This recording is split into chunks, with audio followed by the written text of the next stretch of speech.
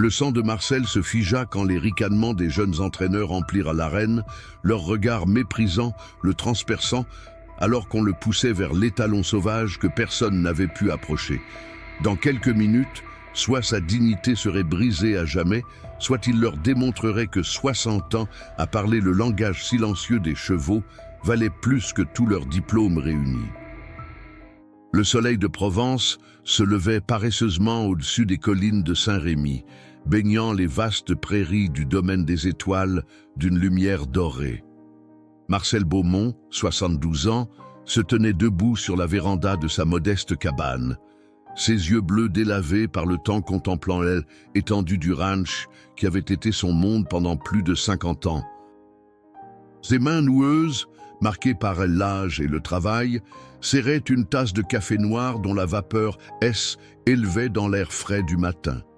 Chaque ride sur son visage tanné racontait une histoire. Chaque cicatrice sur ses doigts témoignait d'une leçon apprise dans le langage silencieux des chevaux. « Encore une belle journée qui commence », murmura-t-il pour lui-même, humant l'odeur de terre et d'herbes fraîches qui avait toujours été le parfum de sa vie. Mais aujourd'hui, quelque chose était différent. Une tension inhabituelle flottait dans l'air, palpable comme l'électricité avant un orage. Marcel la sentait jusque dans ses os vieillissants. Il porta la tasse à ses lèvres, observant au loin les nouvelles écuries étincelantes et le manège ultramoderne que les nouveaux propriétaires avaient fait construire. Le domaine des étoiles, N, était plus le même depuis que Philippe Mercier, entrepreneur parisien fortuné, l'avait racheté 6 mois auparavant. L'ancien haras familial, S, était transformé en un établissement équestre de luxe, attirant une clientèle fortunée et des entraîneurs diplômés des meilleures écoles de équitation d'Europe. Monsieur Beaumont. Une voix interrompit ses pensées.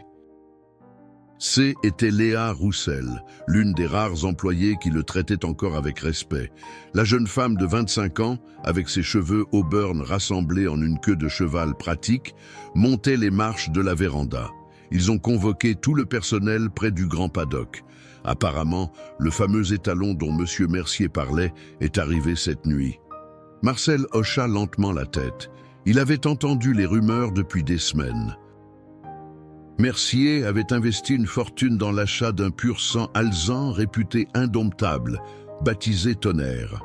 Un animal de concours exceptionnel, mais dont le tempérament avait découragé plusieurs propriétaires. « Je suppose qu'ils n'ont pas besoin d'un vieux bonhomme comme moi pour ça », répondit Marcel avec un sourire résigné. « Ces jeunes entraîneurs ont leur méthode moderne maintenant. » Léa fronça les sourcils. « Ils ont expressément demandé que tout le personnel soit présent, même vous. » Marcel posa sa tasse, intrigué par cette convocation inhabituelle. Depuis l'arrivée de Mercier, on l'avait progressivement écarté des décisions importantes, le reléguant à des tâches subalternes comme s'occuper des selles et entretenir le matériel. Un des vestiges du passé, comme il avait entendu un jour le nouveau directeur le décrire lorsqu'il croyait que Marcel ne pouvait pas l'entendre. Dans ce cas, allons voir ce que ce Tonnerre a dans le ventre, dit-il, posant sa tasse et prenant son vieux chapeau accroché près de la porte. Ils traversèrent ensemble les prairies, Marcel marchant d'un pas lent mais assuré, son corps portant les marques de décennies passées en selle. Le temps où il était considéré comme le meilleur dompteur de chevaux de la région semblait désormais appartenir à une autre époque. Une époque où la patience et l'intuition primaient sur les techniques sophistiquées et les équipements coûteux. À leur arrivée près du grand paddock, une vingtaine de personnes s'étaient déjà rassemblées. Les palefreniers, les entraîneurs en tenues impeccables et bien sûr Philippe Mercier lui-même, accompagné de ses 2 associés parisiens, tous vêtus de tenues de cavaliers hors de prix, mais visiblement peu portées. « Ah, voici notre patrimoine vivant », lança Mercier avec un sourire qui n'atteignait pas ses yeux. Un homme d'une 50aine d'années, au visage anguleux et au regard calculateur. « Nous sommes au complet maintenant. Marcel ignora la remarque, son attention immédiatement captée par l'animal dans le paddock. Elle, étalon alezan, se tenait fièrement au centre de l'enclos, sa robe cuivrée brillant sous le soleil matinal. Près de 17 mains de hauteur, avec une musculature puissante et une présence qui commandait le respect. Mais ce qui frappa Marcel, ce furent ses yeux, sombres, intelligents et remplis d'une méfiance profonde. « Mesdames et messieurs, » annonça Mercier en se tournant vers l'Assemblée, « je vous présente Tonnerre, notre nouveau champion. Avec lui, le domaine des étoiles va entrer dans une nouvelle ère. Cet étalon a un potentiel exceptionnel en saut d'obstacles, mais il a besoin d'être convaincu de coopérer. » Des rires discrets parcoururent l'assemblée. L'animal piaffait nerveusement, rejetant sa tête majestueuse comme pour défier quiconque s'approcherait. « Antoine, » continua Mercier en se tournant vers un jeune homme blond à l'allure sportive, « en tant que notre entraîneur principal, je te laisse l'honneur de commencer le travail avec lui. » Antoine Lefebvre, 32 ans, diplômé des écoles équestres les plus prestigieuses et récemment débauché d'un grand haras normand, s'avança avec assurance. Il portait une cravache à la main et un regard déterminé. « Ce ne sera qu'une question de technique et de fermeté, » déclara-t-il en ajustant ses gants. « Cet étalon a juste besoin d'apprendre qui est le maître. » Marcel secoua imperceptiblement la tête, reconnaissant déjà les signes avant-coureurs d'un désastre. Elle, l'étalon, sentant l'approche d'Antoine, releva ses oreilles et raidit son corps entier, prêt à réagir. Ce qui allait suivre marquerait le début d'une journée que personne, au domaine des étoiles, n'oublierait de sitôt. Antoine Lefebvre s'approcha de Tonnerre avec une confiance qui frôlait l'arrogance. Les spectateurs retenaient leur souffle, certains murmurant des paris sur le temps qu'il faudrait au jeune entraîneur pour dompter l'animal. Marcel, lui, observait en silence, ses yeux plissés notant chaque détail du langage corporel de Elle étalon. « Doucement, mon beau !» lança Antoine d'une voix qui se voulait apaisante, mais qui trahissait une impatience sous-jacente. Il tendit une main gantée vers l'animal, tout en gardant sa cravache bien visible dans l'autre. Tonnerre recula immédiatement, ses naseaux dilatés, sa queue fouettant l'air avec agitation. Le message était clair pour quiconque savait lire les signes. Marcel serra les lèvres. Et l'étalon ne cherchait pas le conflit, il demandait simplement du respect. Il faut être plus ferme avec lui, conseilla Mercier depuis la barrière. Son ancien propriétaire m'a dit qu'il teste constamment les limites. Antoine acquiesça et changea d'approche. Il avança plus résolument, cherchant à coincer l'étalon contre la clôture pour lui passer un licol. Tonnerre observa cette manœuvre, immobile pendant quelques secondes, comme s'il évaluait ses options. Puis, dans un mouvement d'une fluidité impressionnante, il pivota sur ses postérieurs et élança vers l'autre côté du paddock, laissant Antoine dans la poussière. « Ces méthodes académiques ne fonctionneront pas, » murmura Marcel à Léa. « Ce cheval a été maltraité. Il y a de la peur derrière sa colère. » Antoine, visiblement frustré, revint à la charge. Cette fois, il fit claquer sa cravache contre sa botte, un geste censé établir son autorité. L'effet fut immédiat, mais pas celui escompté. Tonnerre se cabra majestueusement, ses sabots avant battant l'air, ses yeux reflétant une détermination sauvage. « Attention !» cria quelqu'un dans l'assistance. Trop tard. Lorsque Elle étalon retomba, il élança droit vers Antoine, qui n'eut que le temps de se jeter contre la clôture pour éviter d'être piétiné. Un murmure inquiet parcourut l'assemblée. « Laissez-moi essayer », intervint Sophie Dumas, une autre entraîneuse diplômée, spécialiste en dressage. « Il a besoin d'une approche plus douce. » Mercier hocha la tête, tandis qu'Antoine sortait du paddock, époussetant ses vêtements coûteux avec des gestes rageurs. Sophie adopta une stratégie différente. Elle entra calmement, un morceau de carotte à la main, parlant doucement à l'animal. Pendant quelques instants, la technique sembla porter ses fruits. Tonnerre l'observait avec curiosité, ses oreilles pointées vers l'avant. Il s'approcha même suffisamment pour renifler la friandise offerte. « Voilà !» murmura Sophie avec un sourire triomphant. Mais au moment où elle tenta de saisir son licol, Tonnerre recula brusquement. D'un coup sec de sa tête puissante, il envoya la jeune femme trébucher en arrière, lui arrachant un cri de surprise. La carotte tomba dans la poussière. « Personne ne comprend ce qu'il veut », soupira Léa à Marcel. « C'est parce qu'ils ne prennent pas le temps de écouter », répondit simplement le vieil homme, observant avec une tristesse résignée la scène qui se déroulait devant lui. Pendant l'heure qui suivit, 3 autres entraîneurs tentèrent leur chance. Chacun armé de ses propres méthodes, chacun certain de posséder la technique qui percerait la carapace de méfiance de l'animal. Un spécialiste en équitation éthologique essaya d'utiliser les principes de la communication naturelle. Un autre testa une approche basée sur le renforcement positif avec des cliqueurs et des récompenses. Un troisième tenta même d'utiliser des phéromones apaisantes. Tous échouèrent. Certains de façon spectaculaire, d'autres plus subtilement, mais l'étalon demeurait aussi inaccessible qu'au début, tournant maintenant en cercle nerveux dans le paddock, sa méfiance visiblement accrue par chaque nouvelle tentative. Le soleil était désormais haut dans le ciel et la frustration palpable parmi les spectateurs. Philippe Mercier consultait nerveusement sa montre, le visage assombri par l'inquiétude. L'animal lui avait coûté une fortune et cette démonstration publique devait servir à impressionner ses associés parisiens. Au lieu de cela, elle tournait au fiasco. « C'est ridicule », lâcha-t-il finalement. « Cet étalon est peut-être simplement trop dangereux.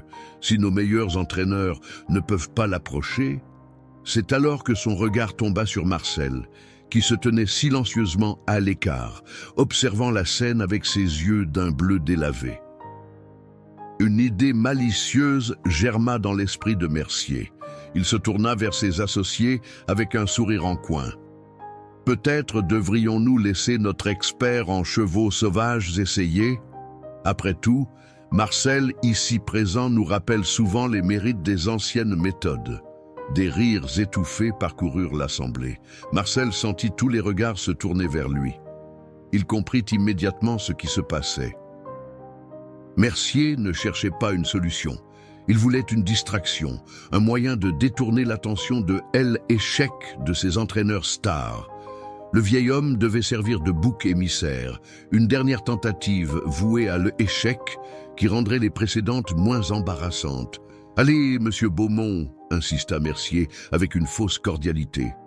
« Montrez-nous donc cette sagesse ancestrale dont on nous rebat les oreilles. » Marcel sentit la main de Léa se poser sur son bras, comme pour le dissuader d'accepter cette proposition humiliante. Mais quelque chose, dans le regard de l'étalon, cette intelligence farouche mêlée de solitude, résonnait profondément en lui. « Je vais le faire !» dit-il simplement, sa voix calme tranchant avec l'atmosphère tendue. Mercier parut momentanément surpris, puis son sourire élargi. « Parfait, mesdames et messieurs, nous allons assister à une démonstration de méthode traditionnelle. » Marcel retira lentement sa veste usée et la tendit à Léa. Il passa une main calleuse sur son visage buriné, puis se dirigea vers l'entrée du paddock d'un pas tranquille, ignorant les chuchotements et les sourires moqueurs qui l'accompagnaient. « Pauvre vieux fou !» entendit-il quelqu'un murmurer. « Il va se faire tuer. » Mais Marcel Beaumont savait quelque chose que les autres avaient oublié ou n'avaient jamais appris. Dans le monde des chevaux, la force N n'était pas tout, et la technique sans compréhension, N était qu'une coquille vide. Avec la lente assurance de ceux qui ont vécu une vie entière à écouter le langage silencieux des animaux, il franchit la barrière et entra dans l'arène. Lorsque Marcel pénétra dans le paddock, le temps sembla ralentir. Le brouhaha des spectateurs s'estompa, jusqu'à n'être plus qu'un murmure distant. Dans cet espace poussiéreux cerné de clôture, seul existait désormais le vieil homme et l'étalon alezan. Tonnerre, qui quelques minutes plus tôt tournait nerveusement en cercle, s'immobilisa. Ses oreilles se dressèrent, pointées vers Marcel avec une curiosité méfiante. Homme et cheval s'observèrent mutuellement, séparés par une vingtaine de mètres de terre battue. « Qu'est-ce qu'il attend pour bouger ?» chuchota l'un des associés parisiens à Mercier. « Il reste planté là comme une statue. Il va se ridiculiser, » répondit Mercier avec un sourire satisfait. « Laissons-le faire son numéro jusqu'au bout. » Mais Marcel n'entendait pas ces commentaires. Toute son attention était concentrée sur l'animal devant lui. À la différence des entraîneurs précédents, il n'avait emporté ni cravache, ni licol, ni friandises. Ses mains vides pendaient le long de son corps, détendu. Son regard ne quittait pas celui de Tonnerre, non pas dans une bataille de volonté, mais dans une invitation silencieuse à la communication. « Je te vois », murmura Marcel d'une voix à peine audible. « Je vois ta peur, je vois ta force. » Elle étalon frémit légèrement, comme s'il avait perçu ses paroles malgré la distance. Marcel commença alors à faire quelque chose d'étonnant. Il s'assit simplement au milieu du paddock, jambes croisées dans la poussière, aussi naturellement que s'il prenait place dans son fauteuil préféré. Un rire incrédule parcourut l'assistance. « Est-ce qu'il compte faire une sieste ?» railla Antoine, l'entraîneur principal, provoquant l'hilarité générale. Léa, debout près de la barrière, serrait les poings d'inquiétude.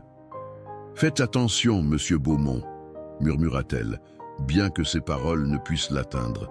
Marcel resta immobile, respirant profondément, son corps entier dégageant une tranquillité que rien ne semblait pouvoir troubler. Même sa posture envoyait un message clair à l'animal. « Je ne suis pas une menace, je ne te poursuivrai pas, je te laisse le choix. » Les minutes écoulèrent, interminables, 5, puis 10. Certains spectateurs commençaient à s'agiter, irrités par ce qui leur semblait une perte de temps. Pourtant, quelque chose d'imperceptible avait changé dans l'atmosphère du paddock. Tonnerre avait cessé de piétiner nerveusement. Il observait le vieil homme avec une intensité nouvelle, ses naseaux dilatés captant son odeur à distance. « Regardez !» souffla Léa, remarquant ce changement. « Le cheval est différent. » En effet, Tonnerre avait légèrement baissé la tête, une posture moins défensive. Ses oreilles, auparavant plaquées en arrière en signe d'agressivité, oscillaient maintenant entre l'avant et les côtés, signalant son intérêt mêlé de prudence. Alors, avec des gestes d'une lenteur délibérée, Marcel commença à parler. Non pas à l'assemblée, mais uniquement au cheval, d'une voix basse et mélodieuse qui portait à peine au-delà du centre du paddock. « Je sais ce que c'est de être mal compris, » disait-il, « d'être considéré comme obsolète, inutile. De voir les autres essayer de te forcer à entrer dans un moule qui n'est pas fait pour toi. » Elle, l'étalon, fit un pas en avant, puis s'arrêta, comme surpris par son propre mouvement. « Il t'appelle Tonnerre, » poursuivit Marcel. « Mais je me demande quel nom tu te donnerais toi-même si tu pouvais parler notre langue, peut-être liberté ou dignité ?» À la surprise générale, Tonnerre fit un autre pas vers le vieil homme, puis un autre. Lentement, prudemment, mais inexorablement attiré par cette présence qui, pour la première fois depuis son arrivée au domaine, ne lui demandait rien. « C'est impossible », murmura Antoine, son incrédulité faisant écho à celle des autres entraîneurs. Marcel continua de parler doucement, son regard toujours fixé sur celui de l'animal, mais sans l'intensité confrontationnelle que les autres avaient employée. Ses yeux transmettaient plutôt le respect, la patience et quelque chose de plus profond encore, une reconnaissance. « Tu es un esprit libre, » disait-il. « Je le suis aussi, à ma façon. Peut-être pouvons-nous nous comprendre. » Tonnerre N était plus qu'à 5 mètres de Marcel. Il s'arrêta, hésitant, son grand corps frémissant d'incertitude. Le vieil homme tendit alors doucement sa main, paume vers le haut, dans un geste d'invitation. Non pas exigeant ou implorant, simplement offrant une possibilité. Un silence absolu régnait maintenant parmi les spectateurs. Même Mercier, qui avait prévu de se divertir aux dépens du vieux palefrenier, observait la scène avec une fascination réticente. Puis vint le moment que personne n'avait anticipé. Après ce qui sembla une éternité, Tonnerre abaissa sa tête majestueuse et avança jusqu'à ce que ses naseaux effleurent les doigts de Marcel. Une inspiration collective parcourut l'assemblée. Le contact était léger comme une plume, mais lourd de signification. Elle, étalon, humait l'odeur du vieil homme, captant des décennies passées parmi ses semblables, l'absence de peur ou de domination, la simple présence d'un être qui ne demandait qu'à comprendre. « Voilà », murmura Marcel, « prends ton temps. C'est toi qui décides. » Avec une délicatesse infinie, il leva sa main libre et la plaça à quelques centimètres du chanfrein de l'animal, sans le toucher encore, lui laissant le choix de compléter ce geste ou de reculer. Tonnerre resta parfaitement immobile pendant plusieurs secondes, les yeux mi-clos. Puis, dans un mouvement qui fit hoqueter Léa de surprise, il avança doucement sa tête pour rencontrer la main de Marcel, acceptant ce contact qu'il avait refusé à tous les autres. « Il l'a fait », souffla quelqu'un. « Le vieux a réussi. » Marcel ne réagit pas à ces commentaires. À cet instant, seul existait le lien fragile qui venait de se former, cette connexion primordiale entre l'homme et l'animal. Il caressa délicatement le chanfrein de Tonnerre, ses doigts noueux traçant des cercles apaisants sur la robe cuivrée. Elle, étalon, soupira profondément, comme si une tension ancienne commençait enfin à le quitter. Lentement, avec une grâce que ses articulations vieillissantes ne laissaient pas présager, Marcel se releva. Tonnerre ne recula pas. Au contraire, il resta près du vieil homme, son grand corps désormais détendu, sa respiration régulière. « Viens », dit simplement Marcel, faisant un pas en arrière. À la stupéfaction générale, l'étalon le suivit, sans licol, sans longe, sans aucune contrainte physique. Il marchait tranquillement aux côtés du vieil homme, comme s'il se connaissait depuis toujours, comme si les échecs humiliants des heures précédentes n'avaient jamais eu lieu. Léa ne put retenir un sourire rayonnant. Les visages autour d'elle affichaient diverses expressions, de l'émerveillement, de l'incrédulité, et sur certains, notamment celui de Mercier, une contrariété mal dissimulée. Marcel guida Tonnerre dans un tranquille tour de paddock, parlant constamment à l'animal qui semblait boire ses paroles. Puis, dans un geste qui défia toutes les attentes, il posa simplement sa main sur l'encolure puissante et s'arrêta. « Avec ta permission », dit-il à l'étalon. Et sous les yeux écarquillés de l'assemblée, Marcel Beaumont, 72 ans, ses articulations raides et son dos voûté par les années, se hissa sur le dos nu de Tonnerre, dans un mouvement fluide qui rappelait le jeune homme qu'il avait été autrefois. Un silence assourdissant tomba sur le paddock.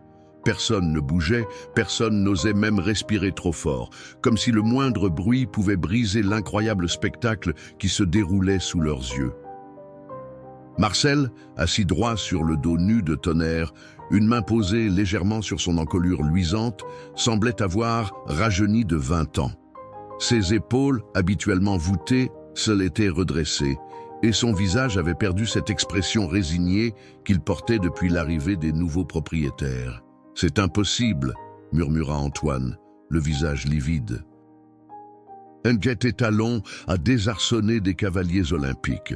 Philippe Mercier, dont le sourire moqueur était figé en une grimace incrédule, s'agrippait à la barrière, comme pour se soutenir. Ce qui devait être une humiliation publique pour le vieux palefrenier était transformé en une démonstration magistrale qui mettait en lumière l'incompétence de ses entraîneurs stars. « Regardez comment il se tient », chuchota Léa à une jeune palefrenière. Pas de selle, pas de bride, pas même une corde, juste la confiance.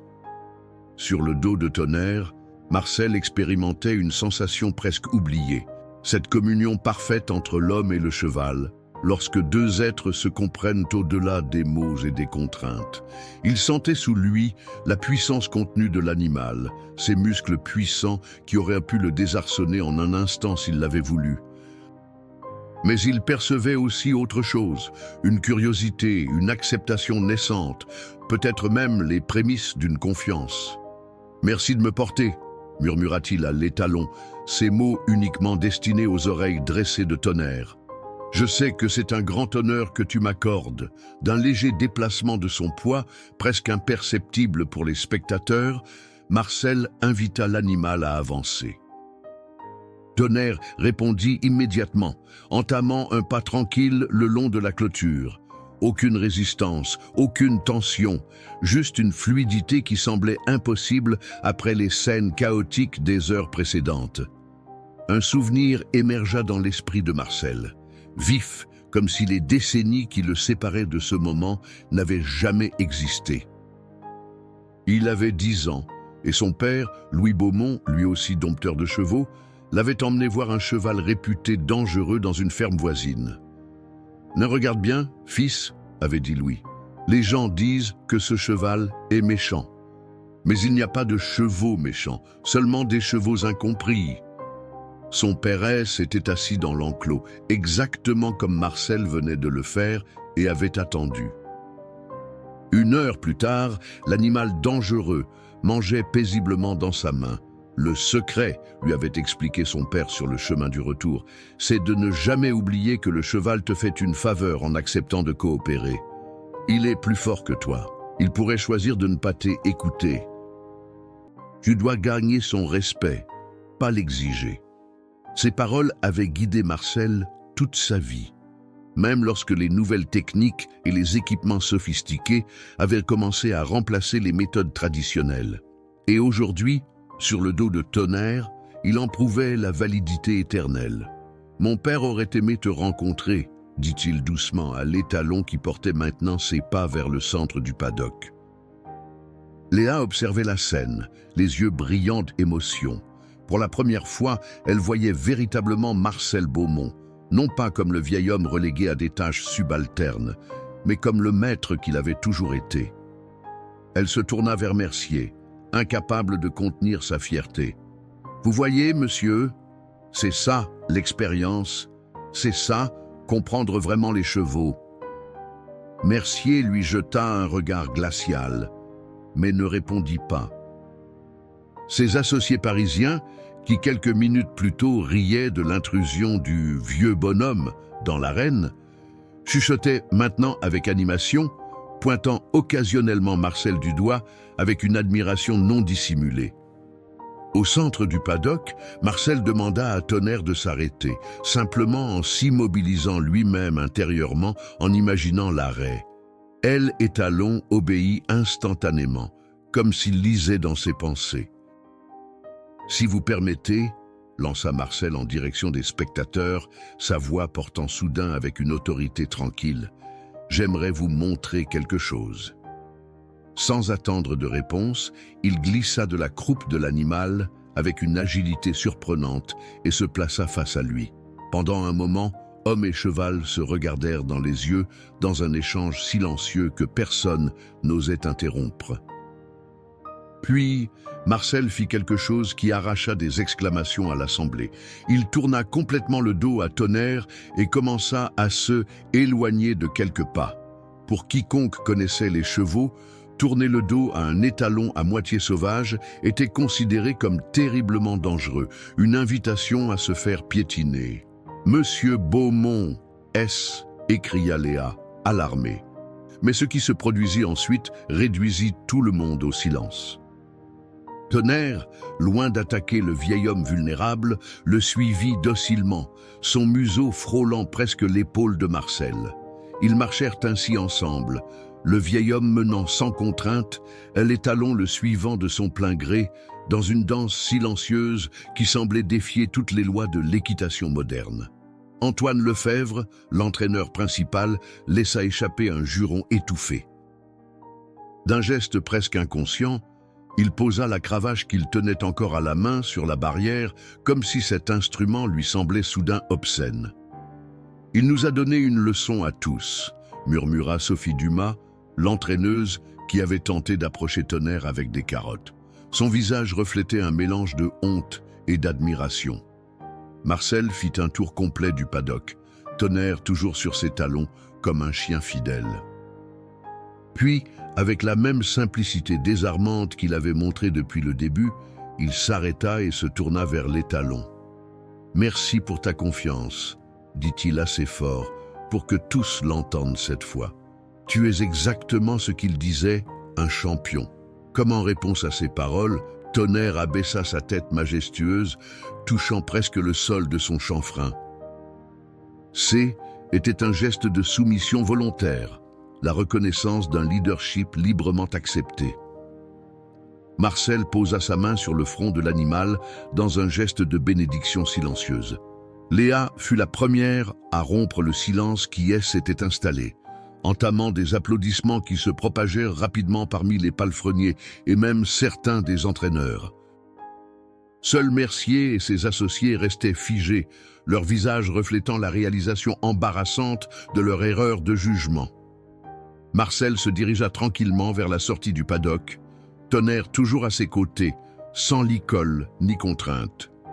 Lorsqu'il atteignit la barrière, il s'arrêta et regarda Mercier droit dans les yeux. « Cet étalon n'est pas un problème à résoudre, monsieur Mercier, » dit-il d'une voix qui portait clairement dans le silence attentif. « C'est un être avec qui collaborer. Il a besoin de temps, de respect et de cohérence. Pas de techniques sophistiquées ou d'équipements coûteux. » Il y avait dans ses paroles ni arrogance ni reproche, simplement le énoncé d'une vérité que ses 60 années d'expérience lui avaient enseignée. « Comment ?» commença l'un des associés parisiens, incapable de contenir sa curiosité. « Comment avez-vous fait ?» Marcel sourit légèrement, caressant l'encolure de Tonnerre qui se tenait paisiblement à côté de lui. « Je ne lui ai rien fait du tout, monsieur. Je lui ai simplement donné ce que tous les êtres vivants désirent, le choix de son destin et le respect de sa dignité. » Les paroles de Marcel flottèrent dans l'air comme une vérité ancienne, enfin redécouverte. Un silence contemplatif s'installa, troublé seulement par le souffle régulier de Tonnerre et le chant d'un merle perché sur une branche voisine.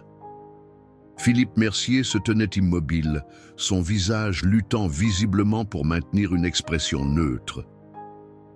L'humiliation qu'il avait planifiée pour le vieil homme S était retournée contre lui de la façon la plus spectaculaire qui soit. Pire encore, ses associés parisiens, Julien Fabre et Gérard Lemoine, ne dissimulaient pas leur fascination pour ce qu'ils venaient de voir. « Monsieur Beaumont, » dit finalement Julien Fabre en s'avançant, « je n'ai jamais rien vu de tel en 30 ans d'équitation. Vous venez de faire en 1 heure ce que nos meilleurs spécialistes n'ont pu accomplir en toute une matinée. » Marcel hocha simplement la tête, sans fierté excessive ni fausse modestie. Il continuait de caresser doucement l'encolure de Tonnerre, qui avait fermé les yeux dans un état de relaxation profonde. « C'est un don », ajouta Gérard Lemoine, l'autre associé, un homme corpulent dont le costume sur mesure peinait à contenir l'embonpoint. « Un don rare à notre époque. »« Non, messieurs !» répondit Marcel, sa voix portant la sagesse tranquille des montagnes anciennes. « Ce n'est pas un don, c'est de la patience, c'est de l'écoute. Ce sont des qualités que nous possédons tous, mais que nous choisissons parfois d'oublier dans notre précipitation. » Mercier, retrouvant enfin sa contenance, éclaircit la gorge. « Eh bien, voilà qui était instructif, » dit-il avec un sourire crispé. Il semble que notre ami Tonnerre ait une préférence pour les méthodes d'un autre temps. Il y avait dans sa voix une note condescendante, une tentative maladroite de reprendre le contrôle de la situation. Mais ces mots sonnaient faux, même à ses propres oreilles.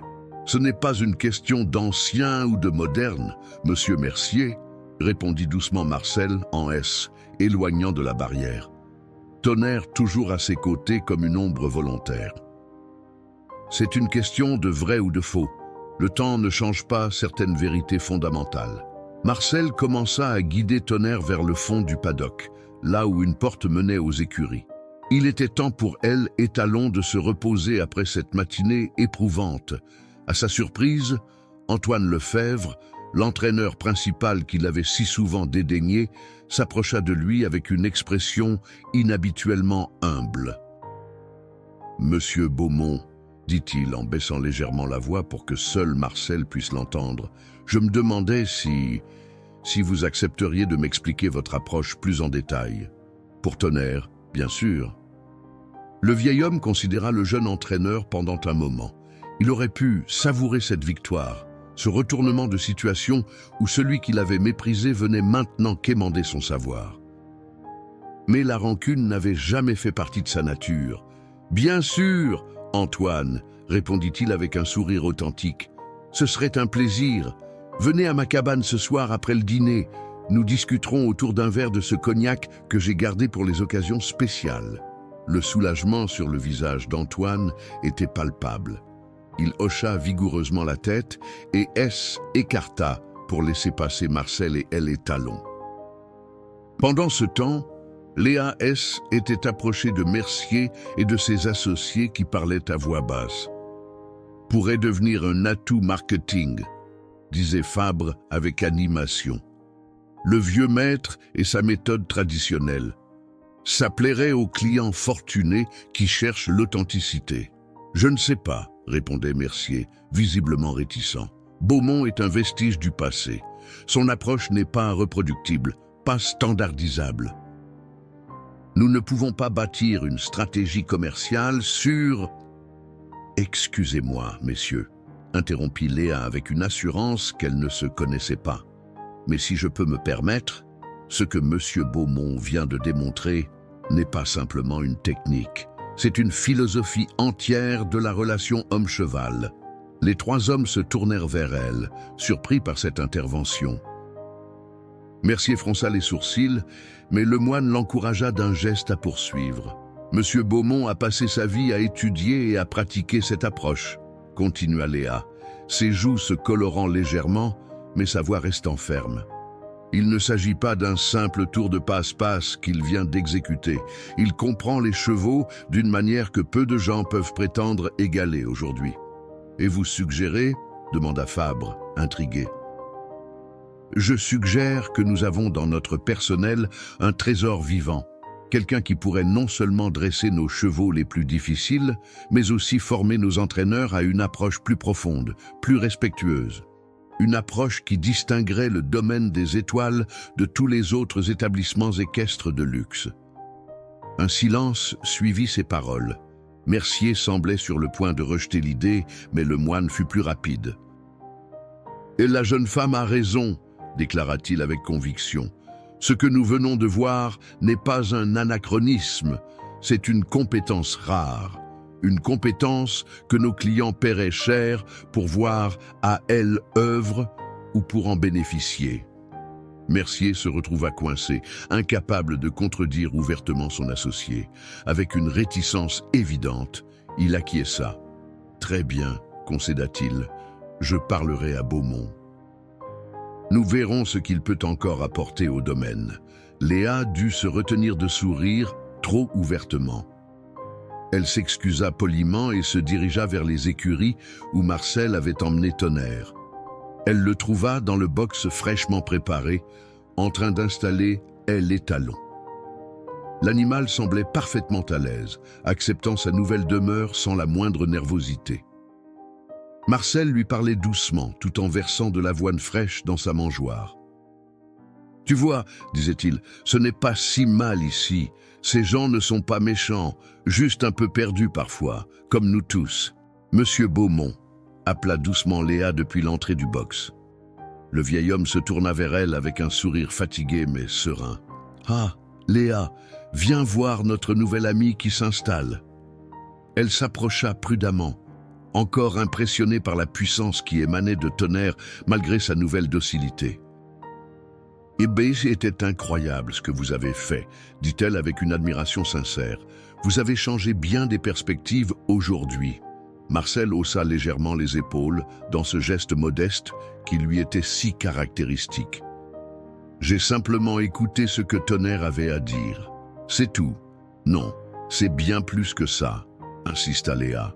Et les autres commencent à le comprendre. Même Mercier, bien qu'il ait du mal à l'admettre. Marcel sourit et passa une main sur son visage fatigué. L'intensité de la matinée commençait à se faire sentir dans ses vieux os. « Tu sais, » dit-il en regardant Tonnerre qui mangeait tranquillement, « mon père disait toujours qu'un bon dompteur ne dompte pas vraiment. Il crée simplement les conditions où l'animal choisit librement de coopérer. » Il fit une pause, ses yeux se perdant dans le lointain, comme s'il revoyait des scènes d'un passé presque oublié. Mon père avait appris ça de son père, qu'il avait appris du sien. 4 générations de Beaumont travaillant avec les chevaux, se transmettant non pas des techniques, mais une façon de être. Une façon de voir le monde. Léa écoutait attentivement, consciente qu'elle était témoin de quelque chose de précieux, la transmission d'une sagesse ancestrale qui risquait de disparaître à notre époque de gratification instantanée et de solutions rapides. « Et maintenant ?» demanda-t-elle doucement. « Que va-t-il se passer ?» Marcel caressa une dernière fois l'encolure de Tonnerre avant de se diriger vers la sortie du box. « Maintenant, dit-il avec un petit sourire malicieux qui lui donnait soudain l'air d'un jeune homme, je vais rentrer chez moi, prendre un bain chaud pour mes vieux os et préparer ce cognac que j'ai promis à Antoine. Il semble que j'ai un élève ce soir. » Ils refermèrent doucement la porte du box, laissant Tonnerre à son repas bien mérité. Alors qu'ils marchaient côte à côte vers la sortie des écuries, le soleil de midi inondait le domaine des étoiles d'une lumière nouvelle, comme si la démonstration de Marcel avait non seulement transformé la perception de ses compétences, mais aussi l'essence même de cet endroit. « Vous savez, » dit Léa après un moment de silence, « je pense que rien ne sera plus comme avant ici. » Marcel hocha lentement la tête, ses yeux plissés regardant l'horizon. « Le changement est la seule constante, ma petite. Parfois, il faut simplement un vieil homme et un cheval têtu pour le mettre en mouvement. » Le soir tombait sur le domaine des étoiles, enveloppant les collines de Saint-Rémy dans un voile d'or et de pourpre. Marcel avait passé une partie de l'après-midi auprès de Tonnerre, simplement assis sur une chaise près de son box, lisant parfois à voix haute des passages d'un vieux livre usé de poésie provençale. L'étalon semblait apprécier cette présence tranquille, s'approchant occasionnellement pour souffler doucement sur l'épaule du vieil homme, comme pour s'assurer qu'il était toujours là. À présent, Marcel se tenait sur la véranda de sa cabane, fraîchement douché, vêtu d'une chemise propre et d'un pantalon bien repassé. Sur la table en bois patinée par les années, il avait disposé 2 verres et une bouteille de cognac dont l'étiquette jaunie témoignait de son âge vénérable. « Ce n'est pas tous les jours qu'on sort le Rémy Martin 1980, » murmura-t-il pour lui-même, caressant le verre ambré de la bouteille comme un vieil ami. Ce cognac, il l'avait reçu du père de Raoul Tremblay, l'ancien propriétaire du domaine, pour avoir sauvé son meilleur étalon lors d'une naissance difficile, une nuit d'orage 30 ans plus tôt. Il l'avait précieusement conservé, refusant de l'ouvrir même pour les occasions les plus spéciales, son 70e anniversaire, la visite de son neveu de Marseille, ou même la naissance de la petite fille de sa sœur. Mais ce soir était différent. Ce soir, il s'agissait de transmission, de passage de témoins. Et cela, Marcel le savait au plus profond de lui-même, méritait bien cette bouteille gardée comme une relique. Des pas sur le chemin gravillonné attireraient son attention. Antoine Lefebvre s'approchait, marchant d'un pas hésitant, si différent de sa démarche habituellement assurée. Il avait troqué sa tenue d'équitation professionnelle contre un simple jean et une chemise bleue, comme s'il avait voulu abandonner, avec son uniforme, une partie de la façade qu'il maintenait au domaine. « Bonsoir, monsieur Beaumont, » dit-il en arrivant au pied des marches de la véranda. « J'espère que je ne suis pas en avance. »« Tu es juste à l'heure, mon garçon, » répondit Marcel avec un sourire accueillant. « Et appelle-moi Marcel, je t'en prie. » Monsieur Beaumont, était mon père. Antoine monta les marches, visiblement mal à l'aise. Ses yeux parcoururent rapidement la modeste cabane, notant sans doute les différences avec son propre logement luxueux fourni par Mercier dans l'aile moderne du domaine. « Assieds-toi », invita Marcel en désignant la chaise en face de la sienne. « Où la vue n'est peut-être pas aussi impressionnante que celle de ton appartement, mais le coucher de soleil vaut le détour. En effet, de la véranda, on pouvait admirer toute la vallée baignée dans la lumière du soir, les oliviers projetant des ombres allongées sur les champs et au loin, les contreforts des Alpilles qui se découpaient contre le ciel flamboyant. Antoine s'assit, ses doigts tapotant nerveusement la coudoir de la chaise. Marcel déboucha la bouteille de cognac et en versa une mesure généreuse dans chaque verre. « À la santé de Tonnerre », proposa-t-il en levant son verre. « À Tonnerre », répondit Antoine, acceptant volontiers cette ouverture qui évitait les excuses embarrassantes ou les explications maladroites. Ils burent une gorgée en silence, savourant la chaleur et les arômes complexes du vieux cognac. Marcel observait discrètement le jeune entraîneur par-dessus le bord de son verre. Antoine avait à peine 32 ans, mais son visage portait déjà les marques d'une ambition dévorante et d'une tension constante. « C'est délicieux », commenta Antoine, semblant véritablement apprécier la qualité exceptionnelle de l'alcool.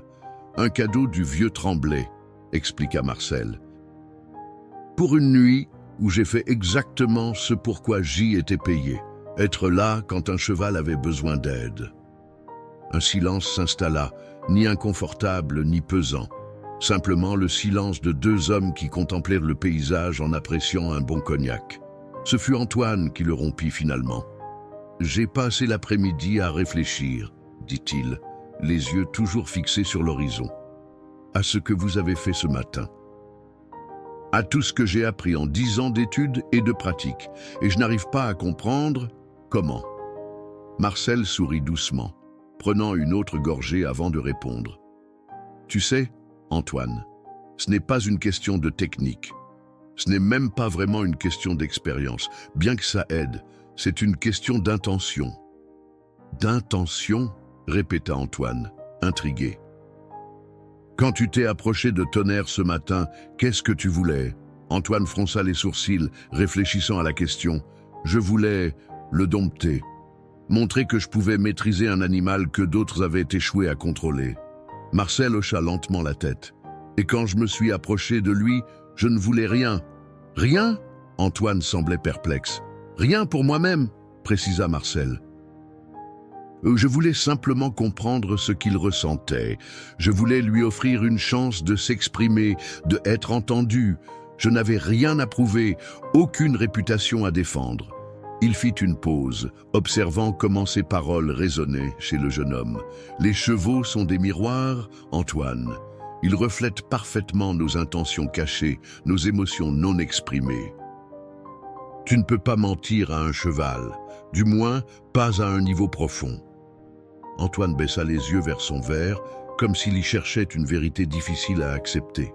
« Toute ma carrière, dit-il finalement, j'ai été formé pour dominer, pour imposer ma volonté, pour obtenir des résultats visibles, mesurables, qui impressionnent les propriétaires et les juges. Et ça a fonctionné, n'est-ce pas ?» observa Marcel sans jugement. « Jusque à Tonnerre. » Antoine acquiesça, une expression douloureuse traversant son visage. « Tonnerre n'est pas simplement un cheval difficile, » poursuivit Marcel. « C'est un cheval qui a été brisé par des approches comme celle que tu as utilisée ce matin. Pas par toi personnellement, bien sûr, mais par des gens qui, comme toi, voulaient imposer leur volonté plutôt que de chercher à établir une connexion. » Il se pencha en avant, ses yeux bleus délavés fixant Antoine avec intensité. « Laisse-moi te poser une question, mon garçon. Pourquoi travailles-tu avec les chevaux? Quelle est la vraie raison, celle qui t'a poussé au départ, avant les diplômes, les compétitions et les salaires confortables ?» La question sembla prendre Antoine au dépourvu.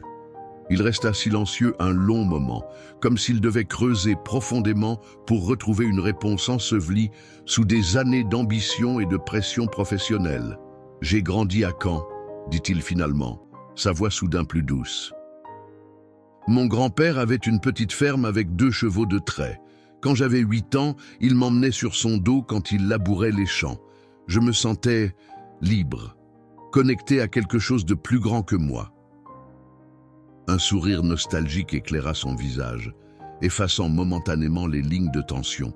Ces chevaux n'étaient pas rapides ni élégants comme les pur-sangs que nous entraînons ici, mais ils avaient une sorte de dignité tranquille. De sagesse, je voulais comprendre ça, je crois, être proche de ça. Marcel hocha la tête avec approbation. « Voilà, dit-il simplement, c'est ce garçon de 8 ans que Tonnerre a besoin de rencontrer. Pas l'entraîneur diplômé qui veut prouver sa valeur à Philippe Mercier. » Antoine but une longue gorgée de cognac, comme pour digérer cette vérité. Quand il reposa son verre, ses yeux brillaient d'une nouvelle humilité. Comment retrouver ce garçon après toutes ces années? Marcel sourit et se leva lentement, ses articulations craquant légèrement. « Suis-moi, dit-il. Il y a quelque chose que je veux te montrer. » Il conduisit Antoine à l'intérieur de sa cabane, une structure simple mais confortable, aux murs recouverts de livres et de vieilles photographies. Dans un coin se trouvait un petit bureau en bois sombre, et c'est là que Marcel se dirigea.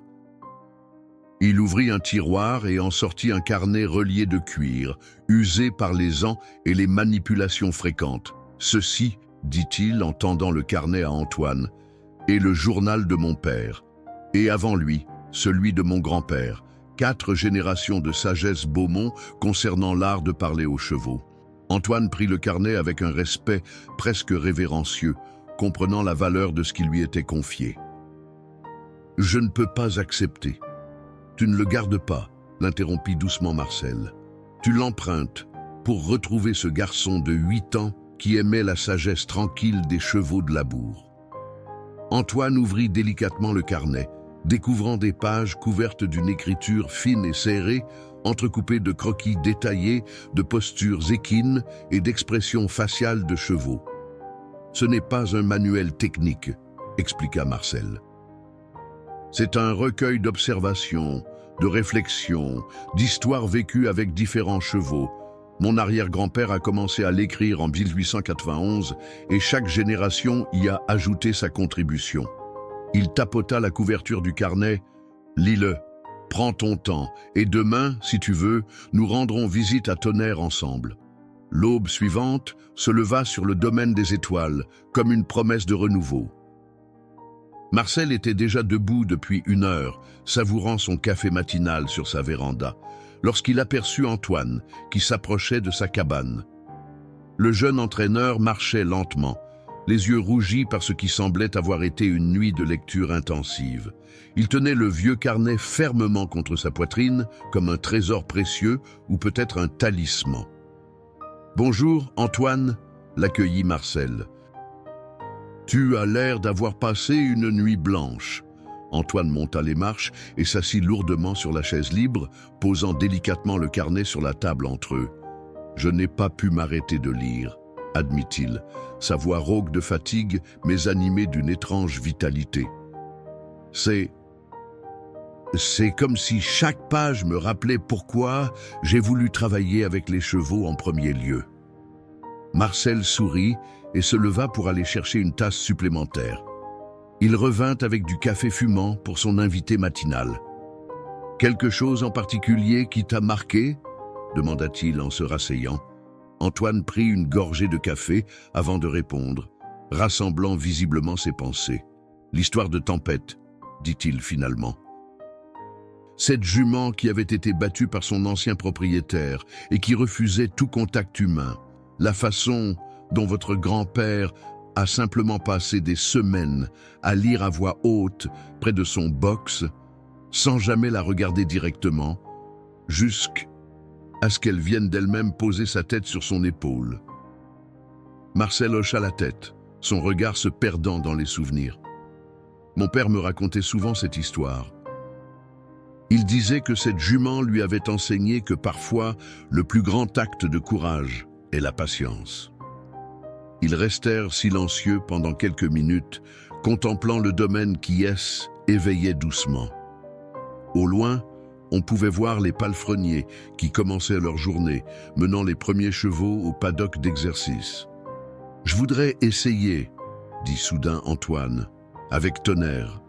« Pas comme hier, pas comme l'entraîneur que Mercier attend que je sois, mais comme ce garçon de 8 ans qui aimait simplement être auprès des chevaux. » Marcel observa le jeune homme avec attention, cherchant dans ses yeux la sincérité de cette déclaration.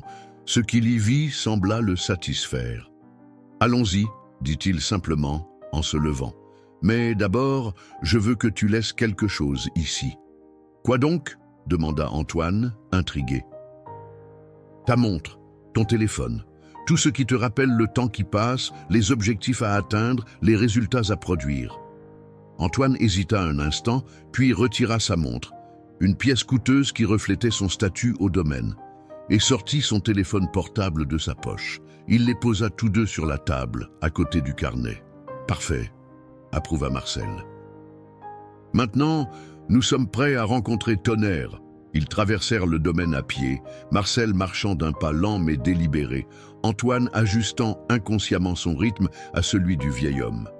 L'air frais du matin transportait les parfums mêlés d'herbes coupées, de foin et de cette odeur particulière des écuries qui évoquait pour Marcel le confort d'un foyer. En chemin, ils croisèrent Léa qui sortait du bâtiment administratif, une pile de documents sous le bras. « Bonjour, messieurs », les salua-t-elle avec un sourire. « Vous êtes bien matinaux. Nous allons rendre visite à notre ami commun, » répondit Marcel en lui adressant un clin d'œil complice. Léa remarqua l'expression changée d'Antoine, cette absence d'arrogance qui avait toujours caractérisé le jeune entraîneur. À sa place, elle voyait une sorte d'humilité attentive, comme si le monde autour de lui était soudain devenu plus vivant, plus digne de être observé. Mercier a convoqué une réunion à midi, les informa-t-elle.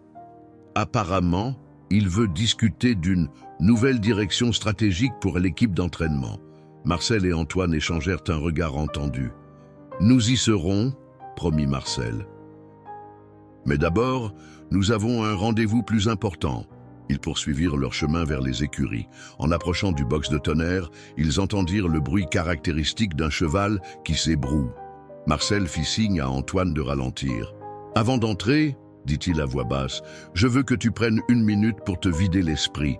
Oublie tout ce que tu as appris dans tes écoles prestigieuses, tous les objectifs que Mercier t'a fixés. Simplement, sois présent, complètement présent. » Antoine ferma les yeux un instant, prenant plusieurs respirations profondes. Quand il les rouvrit, son regard semblait différent, plus clair, plus concentré sur l'instant présent. Marcel hocha la tête avec approbation et ouvrit doucement la porte du box. Tonnerre se tenait au fond, sa magnifique tête tournée vers eux, ses oreilles dressées en signe d'attention vigilante. En voyant Marcel, il s'approcha immédiatement, poussant doucement son museau contre la poitrine du vieil homme dans un geste de reconnaissance. « Bonjour, mon beau », murmura Marcel en caressant son encolure. « J'ai amené quelqu'un qui voudrait te rencontrer à nouveau, mais différemment cette fois. » Tonnerre tourna son regard vers Antoine, et le jeune homme fut frappé par l'intelligence qu'il percevait dans ses yeux sombres. Hier, dans sa précipitation à imposer sa volonté, il n'avait même pas pris le temps de vraiment regarder l'animal. « Qu'est-ce que je dois faire ?» chuchota-t-il à Marcel. « Rien », répondit simplement le vieil homme. « Absolument rien. Juste être là, respirer, observer. Laisse Tonnerre décider s'il veut t'approcher et quand. » Marcel S. écarta légèrement, s'appuyant contre le mur du box, laissant Antoine seul face à l'étalon. Le jeune entraîneur resta immobile, résistant à l'instinct professionnel qui lui dictait de prendre l'initiative, d'établir sa dominance, de contrôler la situation. Les minutes écoulèrent dans un silence presque méditatif. Tonnerre observait Antoine avec curiosité, parfois détournant son attention pour renifler la paille fraîche ou jeter un coup d'œil à Marcel, comme pour s'assurer que le vieil homme approuvait cette situation inhabituelle. « Il ne se passe rien », murmura finalement Antoine, une pointe de frustration perçant dans sa voix. Au contraire, répondit doucement Marcel, il se passe beaucoup de choses. Tonnerre t'évalue. Il se demande si tu es le même homme qu'hier, celui qui voulait le soumettre, ou quelqu'un de différent. Regarde ses oreilles, sa queue, la tension dans ses muscles. Il te parle constamment. Est-ce que tu écoutes ? Antoine prit une profonde inspiration et se concentra pleinement sur l'animal devant lui. Il commença à remarquer les subtils changements dans la posture de Tonnerre, comment sa tête s'abaissait légèrement lorsqu'il expirait, comment ses naseaux se dilataient rythmiquement, comment sa queue se balançait doucement à chaque déplacement de poids. Sans y penser, Antoine commença à synchroniser sa propre respiration avec celle du cheval. Inspire quand Tonnerre inspire, expire quand il expire. Cette simple harmonie respiratoire créa une atmosphère différente dans le box, plus détendue, plus connectée. Après ce qui sembla une éternité, Tonnerre fit un pas vers Antoine, puis un autre. Le jeune entraîneur resta parfaitement immobile, non pas figé par la peur, mais ancré dans une présence attentive. L'étalon s'approcha jusqu'à ce que son museau ne soit plus qu'à quelques centimètres de la poitrine d'Antoine. « Ne bouge pas », conseilla doucement Marcel. « Laisse-le venir à toi. » Tonnerre renifla Antoine, explorant son odeur, sa présence. Puis, dans un geste qui arracha un hoquet de surprise au jeune homme, l'étalon posa doucement son front contre la poitrine d'Antoine, dans un contact délibéré et confiant. Les yeux d'Antoine s'emplirent de larmes involontaires. Ce simple toucher contenait plus de vérité, plus de connexion authentique que toutes ces années d'entraînement technique. « C'est ça ?» murmura Marcel avec approbation. « Il te dit bonjour ?» Avec une lenteur infinie, Antoine leva sa main et la posa délicatement sur l'encolure de Tonnerre. L'étalon ne recula pas. Au contraire, il sembla se détendre davantage, appréciant ce contact respectueux. « Comment est-ce possible ?» chuchota Antoine, incrédule. « Hier, il refusait catégoriquement que je l'approche. »« Hier, tu voulais quelque chose de lui, » expliqua Marcel. « Aujourd'hui, tu lui offres simplement ta présence, sans attente. C'est toute la différence du monde. » Pendant l'heure qui suivit, Antoine resta avec Tonnerre, ne faisant rien d'autre que d'être présent, attentif, réceptif. Parfois, Marcel suggérait un léger mouvement, une caresse à un endroit particulier, ou simplement de parler doucement à l'animal. Mais pour l'essentiel, il laissait Antoine découvrir par lui-même ce langage silencieux, cette communion ancestrale entre l'homme et le cheval. Lorsqu'ils quittèrent finalement le box, le soleil était déjà haut dans le ciel. Antoine semblait transformé. Son visage reflétait une paix intérieure que Marcel n'avait jamais vue chez lui auparavant. « Je comprends maintenant », dit le jeune homme, alors qu'ils marchèrent vers le bâtiment principal où la réunion avec Mercier allait bientôt commencer. « Ce n'est pas une technique qu'on peut apprendre dans un manuel, c'est une façon de être. » Marcel sourit, satisfait. « C'est exactement ça, mon garçon. » Et c'est pourquoi les méthodes modernes échouent souvent avec des chevaux comme Tonnerre. Elles se concentrent sur le faire, pas sur l'être. Ils aperçurent Mercier qui les observait depuis la terrasse du bâtiment principal, son expression indéchiffrable. À ses côtés se tenaient ses associés parisiens, Fabre et Lemoine, visiblement en grande conversation. « Prêt à affronter une autre sorte de bête sauvage ?» demanda Marcel avec un clin d'œil malicieux.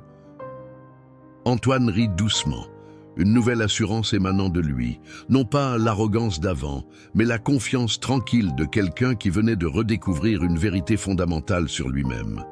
« Vous savez, » dit-il en regardant Marcel avec un respect renouvelé, « je crois que je commence à comprendre pourquoi mon grand-père disait toujours que les meilleurs maîtres dans sa vie avaient été ses chevaux. » Marcel hocha la tête, ses yeux bleus délavés brillant de sagesse et d'approbation. « Les chevaux sont d'excellents enseignants, » confirma-t-il. « Ils ne mentent jamais et ne jugent jamais. Ils reflètent simplement ce que nous leur apportons. » Et en cela, ils nous montrent qui nous sommes vraiment. Ensemble, ils montèrent les marches vers la terrasse, prêts à affronter la prochaine étape de ce qui devenait clairement une transformation, non seulement pour Antoine et Tonnerre, mais peut-être pour l'avenir même du domaine des étoiles. La grande salle de réunion du domaine des étoiles était baignée par la lumière du midi qui traversait les immenses baies vitrées donnant sur les pâturages.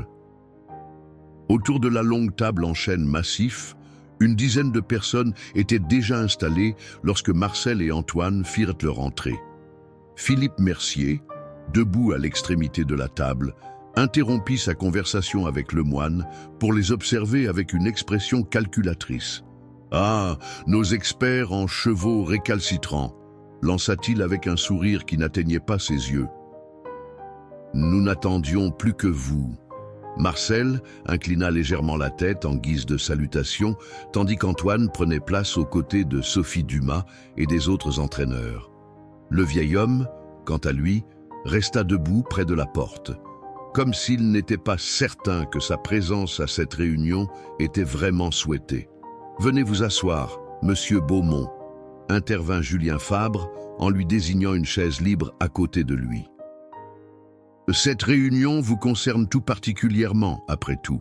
Marcel s'avança et prit place, son regard croisant celui de Léa, qui lui adressa un sourire encourageant depuis l'autre côté de la table.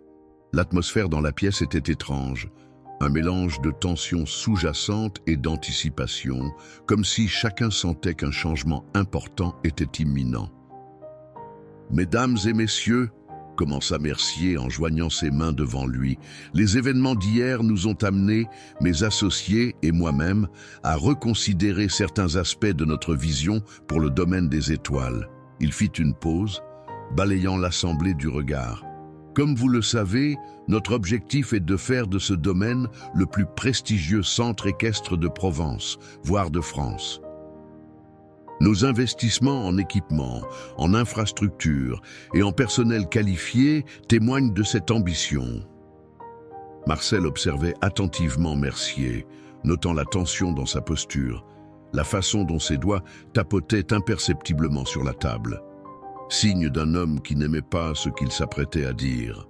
Cependant, poursuivit l'entrepreneur, il apparaît que certaines méthodes traditionnelles ont encore leur place dans notre approche. Son regard s'arrêta sur Marcel, un mélange de réticence et de reconnaissance forcée dans ses yeux. Monsieur Beaumont nous a démontré hier qu'il possède un savoir-faire unique en matière de communication avec les chevaux difficiles, un savoir-faire que nous serions négligents d'ignorer. Le moine, le plus corpulent des associés parisiens, prit la parole. Ce que Philippe essaie de dire, intervint-il avec un sourire plus chaleureux, c'est que nous avons décidé de créer un nouveau poste au sein du domaine, celui de conseiller spécial en relations équines. Un murmure surpris parcourut l'assemblée. Léa se redressa sur sa chaise, une lueur de triomphe dans les yeux. « Ce poste, continua le moine, serait parfaitement adapté à quelqu'un ayant l'expérience et la sensibilité particulière de monsieur Beaumont. » Marcel resta impassible, bien que ses yeux bleus délavés aient légèrement pétillé à cette annonce. « En termes concrets, précisa Fabre, en ouvrant un dossier devant lui, nous envisageons que M. Beaumont travaille en étroite collaboration avec nos entraîneurs sur les cas les plus difficiles, mais aussi qu'il partage sa méthode, ou plutôt sa philosophie, avec l'ensemble de l'équipe. » Antoine se pencha légèrement en avant, manifestement intéressé par cette proposition. Sophie Dumas et les autres entraîneurs échangèrent des regards mêlés de curiosité et d'appréhension. Naturellement, ajouta Mercier, retrouvant un peu de son assurance. Tout cela s'inscrirait dans le cadre de notre approche globale. Nous ne parlons pas d'un retour en arrière, mais d'une intégration judicieuse de certaines pratiques éprouvées dans notre arsenal moderne. Marcel laissa échapper un petit rire, le premier son qu'il émettait depuis le début de la réunion. « Monsieur Mercier, » dit-il avec une douceur qui contrastait avec le ton d'affaires de l'entrepreneur, « vous parlez comme si nous étions en guerre contre les chevaux. Arsenal, pratiques éprouvées. » Un silence gêné s'installa dans la pièce. Marcel poursuivit, sa voix calme portant une sagesse qui semblait venir d'un autre âge. Les chevaux ne sont pas des adversaires à vaincre ou des machines à programmer. Ce sont des êtres sensibles avec qui nous avons le privilège de créer une relation. Fabre hocha la tête avec approbation, tandis que Mercier pinçait légèrement les lèvres, visiblement peu habitué à être ainsi recadré devant son personnel. « Bien sûr », concéda-t-il après un moment. C'est précisément cette perspective que nous souhaitons intégrer à notre approche. « Et comment envisagez-vous concrètement cette intégration ?» demanda Marcel, ses yeux pénétrants fixés sur Mercier. Ce fut Léa qui répondit, sortant une chemise de documents qu'elle avait préparée. « Nous avons élaboré une proposition, Monsieur Beaumont. Si vous l'acceptez, vous conduiriez des sessions hebdomadaires avec les entraîneurs et les palefreniers. Vous seriez consulté en priorité sur tous les nouveaux chevaux arrivant au domaine et vous auriez carte blanche pour intervenir lorsque vous estimez qu'un cheval est mal compris ou mal géré. » Marcel haussa légèrement les sourcils, visiblement surpris par l'ampleur de la proposition. « J'imagine que vous avez participé à l'élaboration de ce programme, Léa ?» demanda-t-il avec un sourire en coin. La jeune femme rougit légèrement mais soutint son regard avec fierté. « Disons que j'ai suggéré quelques points qui me semblaient importants. » Antoine S. éclaircit la gorge, attirant l'attention générale. « Si je peux me permettre, dit-il avec une humilité qui surprit ceux qui le connaissaient, je pense que nous avons tous beaucoup à apprendre de Monsieur Beaumont. Ce que j'ai vu hier et encore ce matin avec Tonnerre. C'est une approche qui transcende les techniques que nous enseignent les écoles des équitations modernes. » Un silence stupéfait accueillit cette déclaration. Antoine Lefebvre, l'arrogant entraîneur principal qui ne jurait que par ses méthodes scientifiques et ses diplômes prestigieux, venait ouvertement de reconnaître les limites de son savoir. « Eh bien, » murmura Sophie Dumas avec un sourire incrédule, « si même Antoine le dit !» Un rire léger parcourut l'assemblée, dissipant une partie de l'attention. « Alors, Monsieur Beaumont, » reprit Mercier, visiblement impatient de conclure cette affaire, « acceptez-vous notre proposition ? Naturellement, votre rémunération serait revalorisée en conséquence, et je ne suis pas intéressé par l'argent, Monsieur Mercier, » l'interrompit doucement Marcel. « Je n'en ai jamais eu beaucoup, et à mon âge, les besoins sont simples. » Il se leva lentement, ses mains noueuses à plat sur la table, regardant chaque personne présente tour à tour. « Mais j'accepte votre proposition avec une condition. »« Laquelle ?» demanda Mercier, plissant légèrement les yeux. « Que nous commencions par reconnaître une vérité fondamentale. Nous ne sommes pas les maîtres des chevaux dont nous avons la charge. Nous sommes leurs gardiens, leurs interprètes, parfois leurs élèves. Si nous pouvons tous nous accorder sur ce principe, alors je serai honoré de partager ce que je sais. » Un silence respectueux suivit ces paroles. Même Mercier semblait touché malgré lui par la simplicité et la profondeur de cette déclaration. « Je crois que nous pouvons tous nous accorder sur ce principe, » acquiesça finalement Fabre, regardant ses collègues qui hochèrent la tête en signe d'approbation. « Excellente nouvelle ! Alors !» s'exclama le moine en se levant. « Je propose que nous célébrions cette nouvelle collaboration comme il se doit. J'ai fait venir quelques bouteilles de champagne. » Tandis que le moine sortait pour faire apporter les rafraîchissements, les discussions reprirent autour de la table. Un nouvel enthousiasme palpable dans l'air. Marcel se retrouva entouré d'entraîneurs curieux, chacun soudain empressé de partager une histoire de cheval difficile ou de situation problématique. À l'écart, Mercier observait la scène, son expression indéchiffrable. Léa s'approcha de lui discrètement. « C'est était la bonne décision, monsieur, » dit-elle avec conviction. « Vous verrez, le domaine ne s'en portera que mieux. » Mercier la considéra un moment, puis laissa échapper un soupir résigné. « Peut-être, » concéda-t-il, « mais je n'aime pas avoir été forcé d'admettre que mes méthodes pouvaient être améliorées. »« Ce n'est pas une défaite, » répondit Léa avec sagesse.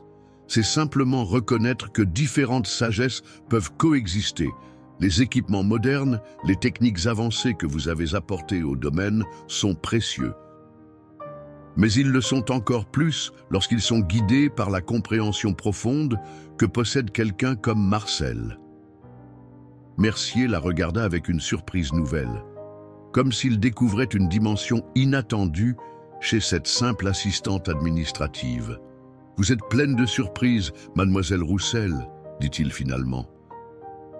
Peut-être devrais-je également reconsidérer votre rôle ici. » De l'autre côté de la pièce, Marcel S. était discrètement éclipsé de la foule des entraîneurs pour rejoindre Antoine près de la fenêtre. Le jeune homme contemplait les pâturages où plusieurs chevaux galopaient librement sous le soleil de midi. « Ça va changer beaucoup de choses, n'est-ce pas ?» demanda Antoine sans détourner son regard du paysage. « Oui et non, » répondit Marcel en suivant son regard. « Les chevaux, eux, ne changeront pas. Ils continueront de être ce qu'ils ont toujours été, des âmes libres qui choisissent parfois de collaborer avec nous. C'est nous qui changerons si nous savons écouter ce qu'ils ont à nous enseigner. » Un serveur entra avec un plateau de coupe, suivi par Lemoine, qui brandissait fièrement 2 bouteilles de champagne. Mercier frappa dans ses mains pour attirer l'attention. « Je propose un toast, » annonça-t-il, « à cette nouvelle ère pour le domaine des étoiles, une ère où tradition et modernité s'unissent pour créer l'excellence. » Les coupes furent distribuées, et Marcel se retrouva avec du champagne dans les mains pour la première fois depuis des années. Il observa les bulles qui montaient dans le liquide doré, pensant à toutes les transformations qui étaient produites en l'espace de 24 heures. « À tonnerre !» dit-il en levant sa coupe, qui nous a rappelé l'essentiel. « À tonnerre !» répétèrent les autres en chœur, et même Mercier leva son verre à cette pensée. Dehors, comme s'il avait entendu son nom, un hennissement puissant retentit à travers les pâturages. Tous se tournèrent vers les fenêtres pour apercevoir, au loin, la silhouette majestueuse de L, les talons alezans qui galopait librement, sa crinière flamboyante ondulant dans le vent comme une bannière de feu et de liberté. « Voilà, » murmura Marcel pour lui-même, « la vraie beauté que nous servons tous ici. » 3 mois écoulèrent, apportant avec eux les couleurs éclatantes de l'automne provençal.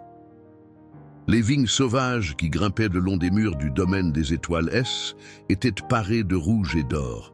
Les oliviers centenaires brillaient d'un gris argenté sous la lumière plus douce du soleil déclinant. Un changement subtil mais profond était opéré dans l'atmosphère même du domaine, comme si les pierres anciennes et la terre elle-même respiraient différemment. En cette fin d'après-midi d'octobre, Marcel se tenait au centre du grand manège extérieur, vêtu de sa veste de tweed élimée qui avait miraculeusement survécu à des décennies de travail avec les chevaux. Autour de lui, disposés en demi-cercle sur des chaises pliantes, une vingtaine d'entraîneurs et palefreniers, elle écoutait avec attention. Parmi eux se trouvaient Antoine et Sophie, mais aussi des visages nouveaux, des professionnels venus d'autres établissements prestigieux, attirés par les rumeurs qui circulaient dans le monde équestre français. « Le problème, » expliquait Marcel, sa voix portant sans effort malgré son âge, « n'est pas que le cheval refuse d'apprendre. C'est que nous refusons souvent d'enseigner dans une langue qu'il comprend. » À ses côtés, Tonnerre se tenait librement, sans licol ni longe, son attention partagée entre Marcel et un papillon qui virevoltait près de son museau. La transformation de L étalon en 3 mois était remarquable. Sa robe luisait de santé, son port de tête reflétait une confiance tranquille et ses yeux, autrefois remplis de méfiance, brillaient désormais d'une intelligence sereine. Observez comment Tonnerre réagit lorsque je modifie ma respiration, poursuivit Marcel en prenant délibérément une inspiration profonde et bruyante. Instantanément, L étalon releva la tête, ses oreilles pointées vers le vieil homme, toute son attention soudain focalisée. « Je n'ai rien dit, je n'ai pas bougé, » commenta Marcel avec un sourire, « mais j'ai communiqué quelque chose. Pour un cheval, notre état intérieur est toujours visible, toujours palpable. Nous ne pouvons pas mentir avec notre corps comme nous mentons avec nos mots. Antoine hochait la tête, prenant des notes dans un carnet qui, à la surprise de tous, n'était pas un classeur technique avec des tableaux et des statistiques, mais un simple cahier relié de cuir, semblable au journal des Beaumont qu'il avait emprunté cette nuit fatidique. « Question ?» demanda Marcel, parcourant l'assemblée du regard. Une jeune femme élégante au premier rang leva la main. C était Élise Desjardins, représentante de l'École nationale d'équitation de Saumur, venue observer les méthodes dont on parlait jusque dans les institutions les plus prestigieuses du pays. « Monsieur Beaumont, commença-t-elle avec un respect évident, comment intégrez-vous cette approche, disons intuitive, avec les exigences techniques de la compétition de haut niveau ? Après tout, nos cavaliers doivent répondre à des critères précis, mesurables. » Marcel caressa pensivement l'encolure de Tonnerre avant de répondre. « Mademoiselle Desjardins, imaginez un instant que vous appreniez une langue étrangère. Si votre professeur vous hurle dessus en cette langue, vous frappe avec une règle à chaque erreur et exige une perfection immédiate, apprendrez-vous efficacement ?»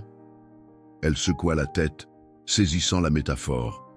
« Bien sûr que non, » poursuivit Marcel. « Vous apprendrez dans la peur, la confusion et la résistance. Mais si ce même professeur crée d'abord un environnement de confiance, établit une communication de base, puis vous guide progressivement vers la complexité, alors la précision technique viendra naturellement et sera même désirée par elle, élève. » Il fit un geste englobant le manège. Les exigences techniques ne sont pas notre ennemi. C'est la façon dont nous y arrivons qui fait toute la différence. Regardez Tonnerre maintenant. Marcel fit un pas en arrière et, d'un geste presque imperceptible de sa main, invita elle et Talon à se déplacer. Ce qui suivit arracha des murmures admiratifs à l'assemblée. Tonnerre commença à exécuter une série de mouvements de dressage de haute école, passage, piaffé, changement de pied en l'air, avec une précision technique impeccable, mais aussi avec une grâce et une joie évidentes dans chaque mouvement. « Voilà votre précision technique », conclut Marcel quand elle et Talon revint tranquillement à ses côtés. Obtenue, non pas par la contrainte, mais par la compréhension mutuelle et le respect. Élise Desjardins applaudit spontanément, bientôt suivie par l'ensemble des spectateurs. Même Mercier, qui observait la scène depuis la barrière du manège, ne put s'empêcher de hocher la tête avec approbation.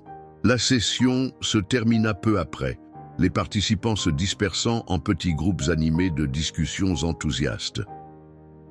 Marcel remit Tonnerre aux soins d'un jeune palefrenier qui avait développé une affinité particulière avec elle et Talon, puis se dirigea vers la sortie du manège où Léa l'attendait.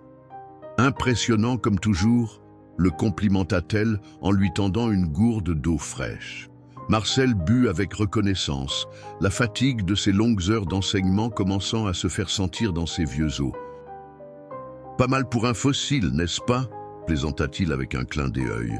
Léa rit, mais son expression devint rapidement plus sérieuse. « Les Keller sont arrivés, » annonça-t-elle. « Ils sont avec Monsieur Mercier, au pavillon d'accueil. » Marcel releva un sourcil. Les Keller, Maximilien et Hélène étaient parmi les propriétaires et éleveurs les plus influents d'Europe. Leur visite au domaine des étoiles avait été soigneusement planifiée depuis des semaines, Mercier y voyant l'opportunité d'un partenariat prestigieux qui pourrait propulser le domaine au sommet de la hiérarchie équestre européenne. « Je suppose que je dois aller me présenter », dit Marcel en lissant machinalement sa vieille veste. « En fait, » répondit Léa avec un sourire mystérieux, « ils ont spécifiquement demandé à vous rencontrer. » Apparemment, c'est la raison principale de leur visite. Marcel la regarda avec surprise. « Moi, pas nos installations modernes ou nos entraîneurs diplômés ?»« Vous, » confirma Léa. « Il semble que votre réputation vous précède maintenant. » Ils traversèrent ensemble le domaine vers le pavillon d'accueil. une élégante structure en pierre et verre que Mercier avait fait construire pour impressionner les visiteurs de marque.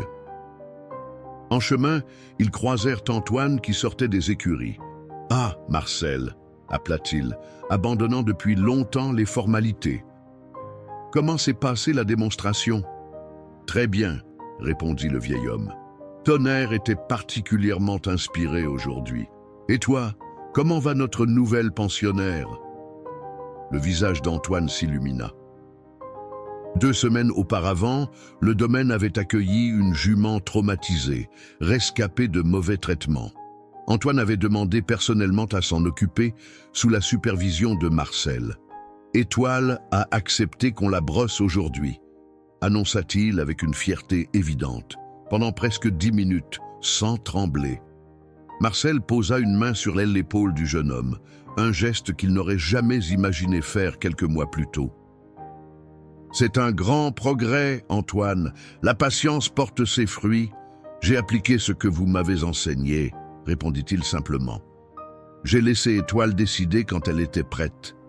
Un palefrenier appela Antoine pour une question urgente, et le jeune entraîneur s'excusa avant de s'éloigner. Marcel le regarda partir, une chaleur paternelle dans le regard. « De qui aurait cru, murmura Léa, que notre Antoine deviendrait l'exemple même de cette nouvelle philosophie. Les plus grandes transformations viennent souvent des résistances les plus fortes, répondit Marcel avec sagesse. Et c'est comme avec les chevaux. Ceux qui résistent le plus sont souvent ceux qui, une fois la confiance établie, se donnent le plus complètement. Ils arrivèrent finalement au pavillon d'accueil où Mercier les accueillit avec une nervosité à peine dissimulée. « Ah, Monsieur Beaumont, enfin !» dit-il en lissant sa cravate. « Les Keller sont impatients de vous rencontrer. » Il les conduisit dans le salon principal où un couple d'une 60aine d'années était assis dans des fauteuils luxueux. Maximilian Keller, grand et distingué, aux cheveux argentés coupés courts, se leva immédiatement à leur entrée. Son épouse Hélène, une femme élégante aux yeux vifs et intelligents, l'imita. « Monsieur Beaumont », dit Maximilien en s'avançant, la main tendue. « Quel honneur de vous rencontrer enfin !» Marcel serra sa main, légèrement déconcerté par la chaleur de cet accueil. « L'honneur est pour moi, Monsieur Keller. »« Je vous en prie, appelez-moi Max », insista-t-il. « Après tout ce que j'ai entendu sur vous ces derniers mois, je me sens comme si nous nous connaissions déjà. » Hélène s'approcha à son tour, serrant la main de Marcel avec une émotion à peine contenue. « Monsieur Beaumont, votre approche avec les chevaux, elle me rappelle celle de mon père. Il était dompteur à l'ancienne, comme vous. J'ai grandi en observant cette connexion spéciale qu'il établissait avec chaque animal. » Marcel fut touché par la sincérité dans sa voix. « C'est un art qui se perd, madame, » répondit-il doucement. « Mais peut-être pas complètement. C'est exactement pour cela que nous sommes ici, » intervint Maximilien, après qu'ils se furent tous assis. « Monsieur Mercier nous a parlé de votre nouveau programme de formation au domaine. Cette intégration des approches traditionnelles et modernes nous intéresse au plus haut point. » Mercier, assis légèrement en retrait, affichait maintenant un sourire satisfait. Les Keller étaient visiblement impressionnés, et était précisément ce qu'il espérait. « En fait, poursuivit Hélène, nous avons une proposition à vous faire, Monsieur Beaumont. Une proposition qui pourrait avoir un impact considérable sur l'avenir de l'équitation en France. » Marcel écouta attentivement, tandis que les Keller exposaient leur vision. La création d'une école de formation internationale basée au domaine des étoiles, qui se concentrerait spécifiquement sur cette approche intégrée de l'équitation, combinant le respect ancestral pour la nature profonde du cheval avec les connaissances techniques modernes. « Nous sommes prêts à financer entièrement ce projet, » conclut Maximilien, « à condition que vous, Monsieur Beaumont, acceptiez d'en être le directeur spirituel, pour ainsi dire. » Un silence stupéfait suivit cette déclaration. Mercier semblait aussi surpris que Marcel par l'ampleur de cette proposition. Léa, quant à elle, observait le vieil homme avec des yeux brillants d'anticipation. « Une offre extrêmement généreuse, dit finalement Marcel. Mais je dois vous rappeler que je ne suis qu'un vieux palefrenier. Je n'ai pas de diplôme, pas de titres officiels. C'est précisément pourquoi ce doit être vous, insista Hélène avec passion. Les diplômes s'obtiennent, les techniques s'apprennent, mais cette sagesse, cette compréhension profonde que vous possédez, c'est un trésor qui risque de disparaître si nous ne trouvons pas un moyen de le préserver et de le transmettre. Marcel regarda par la fenêtre, vers les pâturages où plusieurs chevaux paissaient paisiblement dans la lumière dorée du soir. Dans ce moment de contemplation, il revit défiler les images de sa longue vie consacrée à ces animaux magnifiques, les succès, les échecs, les moments de connexion pure qui transcendaient toute explication rationnelle. « Vous savez, dit-il finalement, mon père disait toujours que notre plus grande responsabilité n'est pas ce que nous accomplissons nous-mêmes, mais ce que nous permettons aux autres d'accomplir après nous. » Il se tourna vers les Keller, une nouvelle résolution dans ses yeux bleus délavés. « J'accepte votre proposition. Non pas pour moi, mais pour tous ces chevaux incompris et tous ces jeunes gens qui cherchent une voie plus authentique dans leur relation avec ces êtres extraordinaires. » Le visage d'Hélène s'illumina de joie, tandis que Maximilien hochait la tête avec satisfaction. Même Mercier semblait sincèrement ému, toute trace de calcul commercial momentanément effacée de son expression. Lorsqu'ils quittèrent le pavillon 1 heure plus tard, après avoir discuté des premières étapes de ce projet ambitieux, le soleil couchant embrasait l'horizon, transformant le domaine des étoiles en un tableau impressionniste de lumières et d'ombres. Marcel s'arrêta un instant pour contempler ce spectacle, Léa à ses côtés. « Qui l'eût cru ?» murmura-t-il, plus pour lui-même que pour elle. « Qu'à mon âge, je commencerai quelque chose de nouveau. »« Pas nouveau », corrigea doucement Léa. « Éternel. Vous ne faites que formaliser ce que vous avez toujours fait, être un pont entre deux mondes, celui des hommes et celui des chevaux. » Marcel sourit, touché par la perspicacité de la jeune femme. « Tu sais, dit-il en reprenant leur marche vers les écuries, je pense que Tonnerre mérite une pomme supplémentaire ce soir. Après tout, c'est grâce à lui que tout a commencé. » Léa acquiesça, comprenant que dans cette simple phrase se cachait une vérité plus profonde.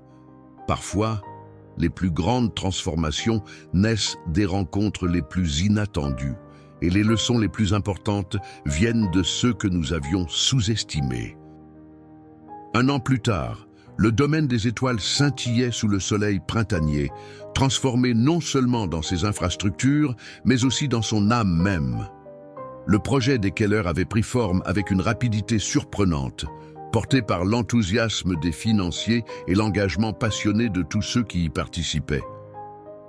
L'ancienne grange, autrefois délabrée, avait été magnifiquement restaurée pour devenir le cœur de la nouvelle école de sagesse équestre, comme l'avait baptisée Hélène Keller avec une simplicité éloquente. En ce jour particulier, une cérémonie d'inauguration officielle rassemblait plus de 200 personnes venues de toute l'Europe. Professionnels du monde équestre, journalistes, étudiants potentiels et simples passionnés attirés par la réputation grandissante de cette approche révolutionnaire qui n'était en réalité qu'un retour à l'essentiel. Marcel, debout à l'écart de la foule, observait les préparatifs avec un mélange de fierté et d'incrédulité. Vêtu pour l'occasion d'une veste neuve, cadeau d'Antoine que le vieil homme n'avait pu refuser, il caressait distraitement l'encolure de Tonnerre qui se tenait paisiblement à ses côtés. Le étalon alezan, désormais mascotte officieuse de L École, portait simplement un licol de cuir souple orné d'une plaque d'argent discrète gravée à son nom. « Nerveux ?» demanda Léa en s'approchant, resplendissante dans sa robe bleu ciel. La jeune femme avait connu sa propre transformation au cours de cette année. Nommée directrice administrative de la nouvelle école, elle avait révélé des talents d'organisation et de leadership que même elle ne soupçonnait pas. Un peu, admit Marcel. Je n'ai jamais été doué pour les discours. Vous n'avez qu'à leur parler comme vous parlez aux chevaux, suggéra-t-elle avec un sourire. Avec sincérité et simplicité, Marcel hocha la tête, appréciant ce conseil plus profond qu'il n'y paraissait. Il jeta un regard vers l'assemblée où il reconnut de nombreux visages. Philippe Mercier, élégant dans son costume sur mesure, discutait avec animation avec des journalistes, visiblement à l'aise dans son rôle de cofondateur visionnaire, un rôle qu'il avait finalement embrassé avec un enthousiasme qui avait surpris tout le monde, y compris lui-même. Non loin, Antoine guidait un groupe de visiteurs, expliquant le programme pédagogique avec une passion tranquille qui contrastait radicalement avec l'arrogance qu'il affichait un an plus tôt. À ses côtés se trouvait Sophie Dumas, désormais responsable du département de dressage de l'école, dont l'approche S était profondément transformée après des mois de travail aux côtés de Marcel. « Il est temps !» annonça Léa en consultant discrètement sa montre.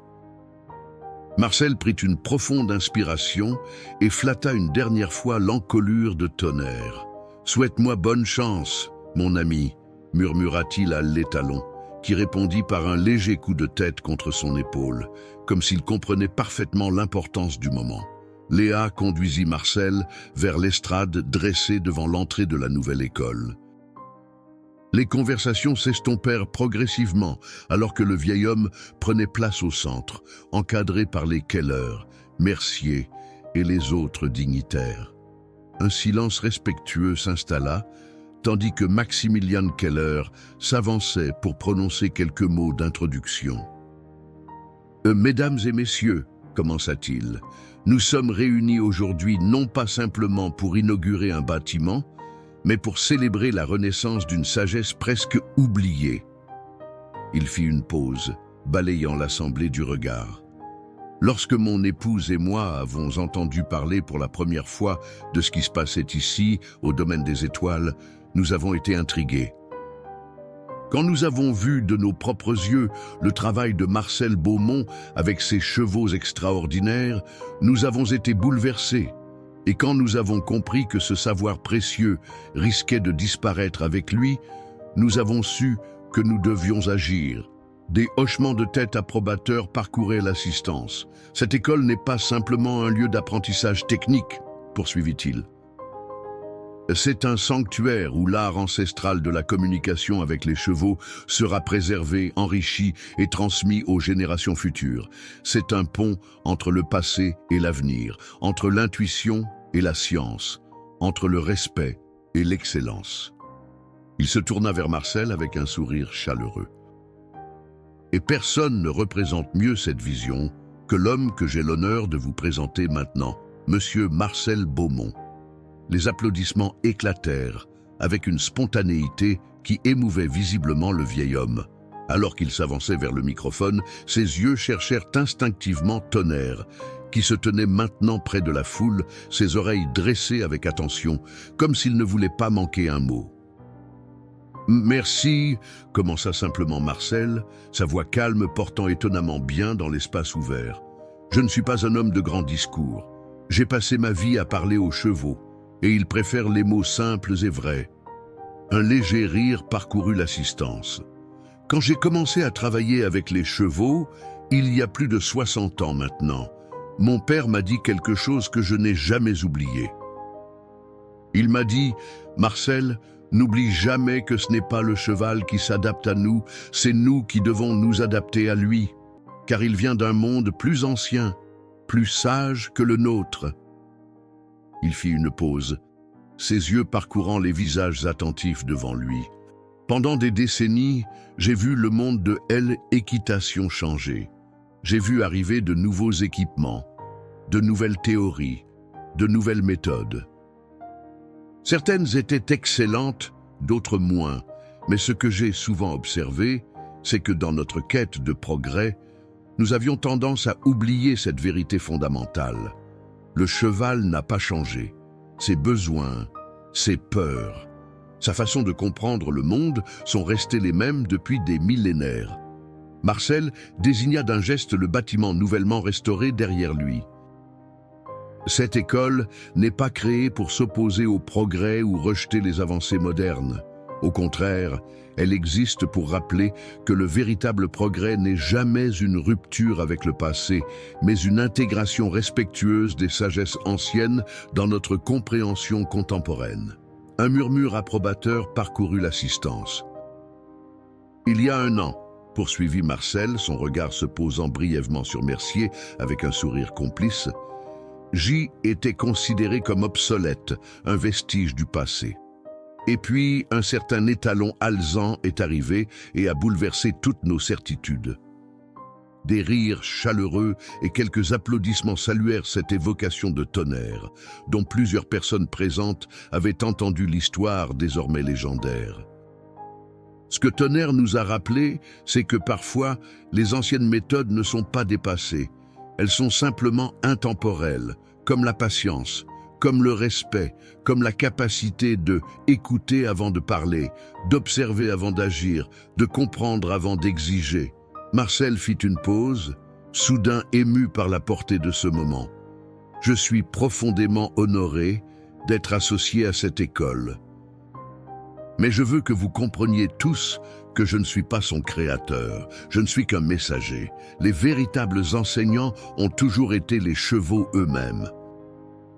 Tout ce que j'ai appris, tout ce que j'ai partagé, tout ce que je continuerai à transmettre tant que mes forces me le permettront, ce sont leurs leçons, pas les miennes. À ce moment précis, comme pour souligner ces paroles, Tonnerre émit un hennissement puissant qui résonna dans l'air printanier. Un frisson collectif parcourut l'assemblée, suivi d'une vague d'applaudissements. Marcel ne put s'empêcher de sourire, même dans les moments les plus solennels. Son partenaire équin savait comment faire une entrée remarquée. Et c'est ainsi, conclut Marcel en désignant l'étalon, que se termine mon discours, car visiblement, Tonnerre estime que j'ai assez parlé. Je vous remercie tous d'être venus aujourd'hui et je vous invite à découvrir cette école qui, j'en suis convaincu, deviendra un phare de sagesse équestre pour les générations à venir. L'ovation qui suivit était assourdissante. Maximilian Keller s'avança avec de grands ciseaux dorés pour couper le ruban symbolique tendu devant l'entrée de l'école, officiellement inaugurée dans un tonnerre d'applaudissements. La cérémonie laissa ensuite place à une réception plus détendue. Les invités, circulant librement entre les diverses installations, admirant les box spacieux, les manèges équipés des technologies les plus avancées et la bibliothèque équestre qui abritait désormais des milliers d'ouvrages, dont une section spéciale consacrée aux méthodes traditionnelles de dressage à travers les cultures et les époques. Marcel, libéré de ses obligations officielles, s'était discrètement éclipsé vers un petit pré à l'écart, emmenant Tonnerre avec lui. Il lui avait retiré son licol, et l'étalon profitait maintenant de sa liberté, broutant paisiblement l'herbe printanière, tout en gardant un œil attentif sur le vieil homme assis sur un banc rustique à l'ombre d'un chêne centenaire.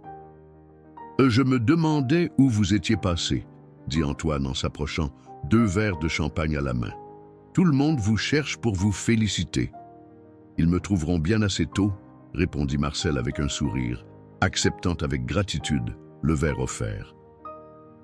J'avais besoin d'un moment de calme avec mon vieil ami ici présent. Antoine s'assit à côté de lui, observant Tonnerre qui levait occasionnellement la tête pour surveiller les nouveaux arrivants dans son espace. C'est incroyable tout ce qui s'est passé en un an, médita le jeune homme. Parfois, je me réveille le matin et je me demande si je n'ai pas rêvé tout ça. La vie a souvent des tournants inattendus, acquiesça Marcel. Il y a un an, J était prêt à prendre ma retraite, à disparaître discrètement. Et maintenant, vous êtes une légende vivante, compléta Antoine avec un sourire. Le chuchoteur de Saint-Rémy, comme vous appellent les journaux. Marcel grimaça comiquement à ce surnom qu'il trouvait grandiloquent. Comment va Étoile ? Demanda-t-il pour changer de sujet, faisant référence à la jument traumatisée dont Antoine s'occupait. Le visage du jeune homme s'illumina. Elle progresse chaque jour. Hier, elle a accepté une selle pour la première fois. Pas pour être montée encore, bien sûr, mais simplement pour s'habituer à son poids et à sa présence. C'est merveilleux, approuva Marcel avec une fierté évidente. Tu as fait un travail remarquable avec elle. J'ai appris du meilleur, répondit simplement Antoine, en levant son verre pour un toast silencieux. Ils burent une gorgée de champagne, appréciant ce moment de calme au milieu de l'effervescence de la journée. Au loin, ils pouvaient entendre les voix et les rires des invités, mais ici, sous ce chêne, le temps semblait suspendu. « Vous savez ce qui me frappe le plus ?» dit Antoine, après un moment de réflexion. « Ce n'est pas tant que j'ai appris de nouvelles techniques ou méthodes. C'est plutôt que j'ai désappris certaines habitudes, certaines façons de penser qui m'empêchaient de véritablement voir les chevaux. » Marcel hocha la tête, touché par cette observation perspicace. « C'est souvent le cas avec la véritable sagesse, » dit-il doucement. « Elle consiste moins à accumuler des connaissances que à se débarrasser des illusions. » Tonnerre s'approcha soudain d'eux, sa curiosité piquée par leur conversation. Il tendit son museau vers Marcel, soufflant doucement sur son épaule dans ce geste d'affection qu'il avait développé au fil des mois. « Le voilà, notre professeur principal !» rit doucement Marcel en caressant le chanfrein de l'étalon. « Le plus exigeant aussi !» ajouta Antoine avec un sourire. « Et qu'un... Ah, j'ai encore des bleus aux fesses de la dernière fois où j'ai essayé de prendre un raccourci dans son entraînement. » Leur conversation fut interrompue par l'arrivée de Léa, accompagnée de Philippe Mercier et des Keller. « Ah, nous vous avons trouvé !» s'exclama Hélène Keller avec un sourire chaleureux. « Vous nous manquiez à la fête. » « J'admirais simplement le calme avant de retourner dans la tempête, » répondit Marcel en se levant pour les accueillir. Mercier, dont la transformation au cours de l'année avait peut-être été la plus surprenante de toutes, regardait autour de lui avec une expression de satisfaction profonde. « C'est étrange, » dit-il pensivement. « Quand j'ai acheté ce domaine, je ne voyais que son potentiel commercial, sa valeur marchande. Maintenant, je vois quelque chose de bien plus précieux. Et qu'est-ce que c'est ?» demanda Maximilien, intrigué par cette réflexion inattendue. Mercier fit un geste englobant les bâtiments, les pâturages et surtout les chevaux qui paissaient paisiblement au loin. « Un héritage, » répondit-il simplement. « Quelque chose qui perdurera bien après nous tous. » Marcel observa cet homme qu'il avait d'abord considéré comme un adversaire, puis comme un partenaire réticent et maintenant comme un allié convaincu. Le changement haine était jamais venu d'où l'on s'y attendait. « Il est temps de couper le gâteau », annonça Léa, toujours pratique même dans les moments les plus philosophiques. Et plusieurs journalistes espèrent encore une interview. Marcel. Le vieil homme soupira avec une résignation comique. « Le devoir m'appelle », dit-il en remettant son verre vide à Antoine. « Tonnerre, tu viens ? Après tout, cette journée te célèbre autant que n'importe lequel d'entre nous. » À la surprise de tous, sauf peut-être de Marcel, l'étalon alezan s'approcha docilement, comme s'il comprenait parfaitement ce qui lui était demandé. Le vieil homme n'eut même pas besoin de lui remettre son licol, un simple geste de la main, et Tonnerre se plaça à ses côtés, prêt à l'accompagner. « Après vous, messieurs, dames », dit Marcel avec un sourire, invitant le petit groupe à le précéder. Alors qu'ils retournaient vers la fête, le soleil commençait sa lente descente vers l'horizon, baignant le domaine des étoiles d'une lumière dorée qui semblait presque magique. Les ombres des chevaux et des hommes s'allongeaient sur l'herbe, entremêlées comme leur destin elle était désormais. Marcel ralentit légèrement ses pas, laissant les autres prendre de l'avance. Il se tourna vers Tonnerre, qui marchait paisiblement à ses côtés. « Qui aurait cru, murmura-t-il à elle, étalon, qu'un vieil homme et un cheval têtu pourraient changer tant de choses ?» Tonnerre secoua sa crinière flamboyante, comme s'il trouvait cette observation parfaitement évidente. Marcel rit doucement, touchés par cette réponse silencieuse mais éloquente. Ensemble, l'homme et le cheval rejoignirent la célébration, symbole vivant d'une sagesse ancienne qui avait trouvé une nouvelle voie dans notre monde moderne. Un rappel que parfois, ceux que nous sous-estimons sont précisément ceux qui ont le plus à nous enseigner.